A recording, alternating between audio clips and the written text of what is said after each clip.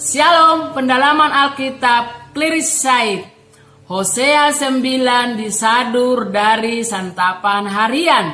Ayat 1 sampai 9. Akibat penghukuman. Akibat penghukuman, di dalam anugerah Tuhan sebenarnya Israel bisa menikmati berkat-berkat Allah, yaitu panen yang melimpah. Akan tetapi ketika Israel berdosa, mereka harus dihukum. Salah satu bentuk penghukuman Allah itu adalah hilangnya kesejahteraan yang Israel alami, sehingga akan mengalami kemeleratan dan kelaparan. Ilustrasi panen yang gagal itu dipakai oleh Hosea untuk menggambarkan hukuman dosa pembuangan yang akan dialami Israel. Berada di tempat pembuangan menyebabkan semua jaminan pemeliharaan Tuhan dan berkat pun tak lagi diperoleh. Lenyaplah segala sukacita penuaian itu. Semua itu disebabkan karena Israel telah menajiskan tempat pengirikan gandum dan pemerasan anggur dengan persundalan. Dampaknya Tuhan akan mengusir mereka dari tanahnya yang suci karena kenajisan mereka. Tanpa Tuhan, Israel dinubuatkan akan berlari ke Mesir dan Asyur yang selama ini diandalkan. Inilah hukuman yang dijatuhkan Allah kepada Israel sebagai balasan terhadap dosa mereka karena telah mempermainkan Nabi Allah yang memberitakan kebenaran. Penolakan terhadap pemberitaan Nabi itu sama dengan menghina Allah yang mengutus Nabi itu. Zaman ini sikap orang terhadap dosa semakin permisif, semakin longgar, semakin boleh-boleh saja. Bahkan di antara orang Kristen pun sikap sedemikian semakin terjangkit luas. Firman ini memperingatkan kita dengan keras bahwa akan ada konsekuensi fatal dari dosa. Akibat buruk dosa bukan saja akan berlaku secara alami, tetapi Allah sendiri akan melawan, menghakimi, menghukum orang-orang yang berdosa. Untuk mencegah langkah kita dari mengikut bujuk rayu dosa, ingatlah bahwa selangkah sesudah dosa adalah ratap tangis, aib, kehancuran, dan akhirnya kebinasaan. Insyaf dan hancur hatilah sebelum dihajar Allah daripada menunggu sampai Allah menghajar. Renungkan dua hal penting untuk mencegah kita kompromi dengan dosa. Pertama, sadari sedalam-dalamnya bahwa sukacita dan makna hidup sejati hanya ada dalam kesucian. Kedua, bayangkan akibat-akibat total dosa. Ayat 10-17, kebun anggur yang gersang. Berapa nabi suka membandingkan Israel sebagai anggur atau kebun anggur milik Allah. Namun para nabi justru sering menggunakan ilustrasi ini untuk membicarakan kegagalan umat Israel di hadapan Allah mereka. Misalnya Yesaya menyebutkan Israel sebagai kebun anggur yang hanya menghasilkan anggur yang asam, yang pada akhirnya dibiarkan oleh si pemilik terbengkalai dan diinjak-injak. Hosea menggambarkan Israel sebagai kebun anggur yang sebenarnya berpotensi menghasilkan anggur yang manis yang menyukakan pemiliknya, yaitu Tuhan. Gambaran perjalanan padang gurun dipakai di sini. Baru saja mereka menjadi umat pilihan, buah anggur yang dipelihara Tuhan di padang gurun. Namun segera mereka berselingkuh dengan dewa orang Moab, Baal-peor. Demikian juga gambaran masa lampau kota Gilgal yang menunjuk kepada penolakan Allah pada Saul, raja pertama Israel yang tidak setia. Ketidaksetiaan Israel pada masa pelayanan Hosea ternyata telah berakar sejak awal Israel Tuhan pilih.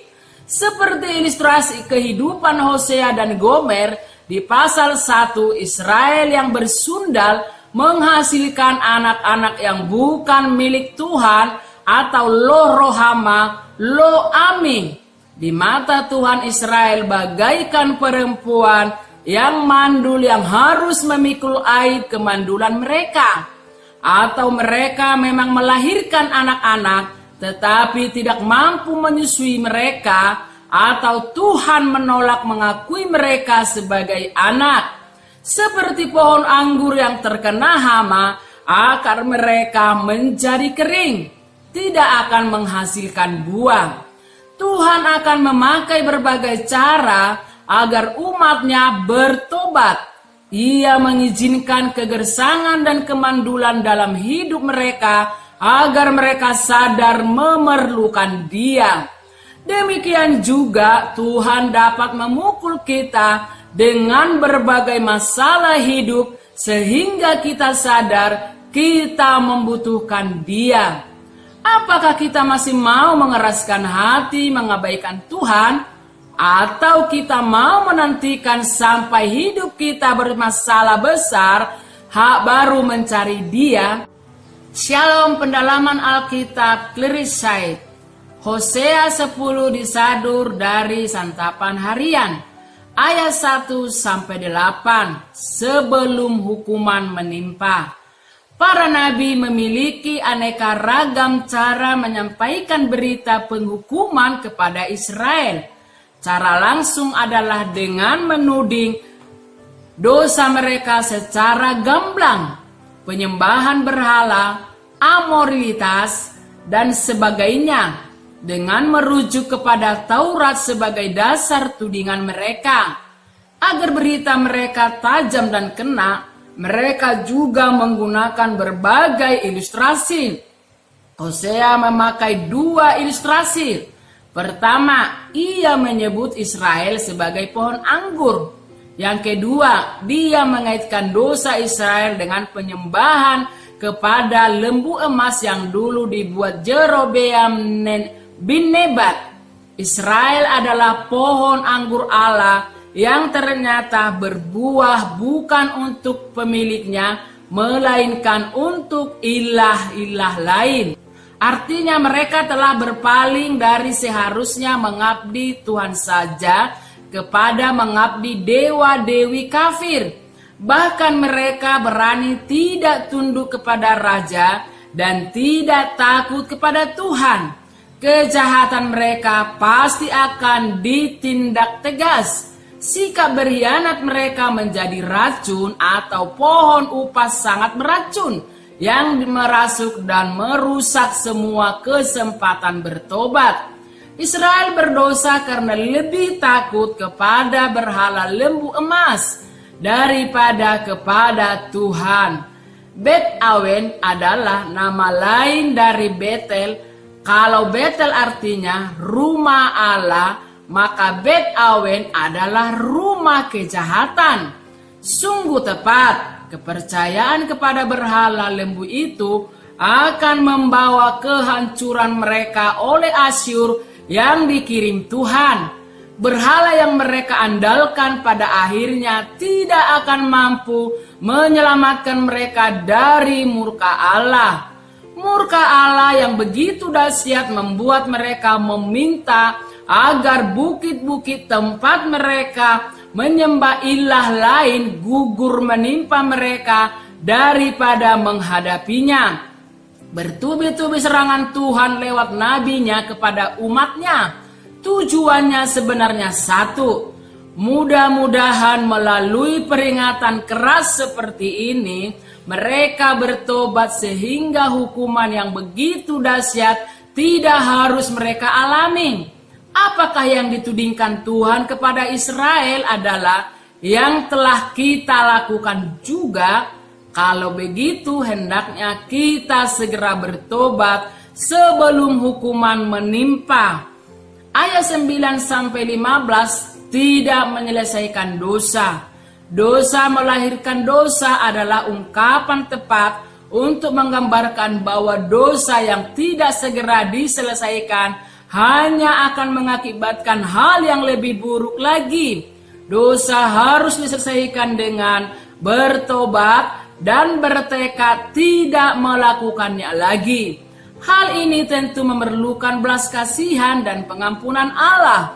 Dosa Israel di Gibea diungkit Hosea untuk menuding dosa masa kini.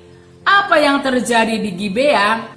Lihat Hakim ayat 19-21. Terjadi kekejian moralitas yang dilakukan penduduk Gibea terhadap seorang wanita. Ketika tuntutan datang untuk menghukum pelaku kejahatan, suku Benyamin menolak menyerahkannya. Terjadi perang suku, banjir darah yang hampir memusnahkan kesatuan suku-suku Israel. Apa yang terjadi di Gibea berpotensi terulang kembali pada masa kininya Hosea.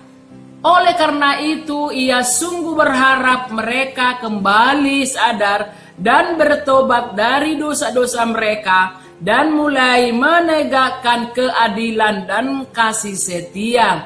Sayangnya, walaupun mereka bagaikan anak lembu yang terlatih untuk membajak sawah, mereka keras kepala menolak kuk dan tidak mau membajak sawah sesuai arahan pemilik mereka. Mereka berkeras kepala untuk mengikuti keinginan sendiri. Mereka bersikeras untuk tetap tinggal di dalam dosa. Maka akibat dosa yang keras harus mereka alami. Mereka menolak menabur keadilan, malahan kefasikan, maka mereka pun akan menuai kehancuran. Mengapa ada orang yang sulit mengakui dosanya dan meminta pengampunan kepada Tuhan? Itulah belenggu dosa. Perbudakan dosa membuat orang berkecenderungan menjauh dari Tuhan dan semakin tenggelam dalam dosa. Mungkin membaca kitab Nabi Hosea sampai di sini membuat hati kita resah. Begitu kacaunya hidup umat Tuhan yang dibelenggu dosa sehingga mereka pasti akan binasa menerima hukuman Tuhan. Syukur kepada Tuhan Yesus, Dia telah datang ke dunia untuk membebaskan semua orang yang percaya kepadanya. Masih ada pengharapan untuk manusia mendapatkan pengampunan dan kelepasan dari belenggu dosa. Amin. Terima kasih. Tuhan Yesus memberkati.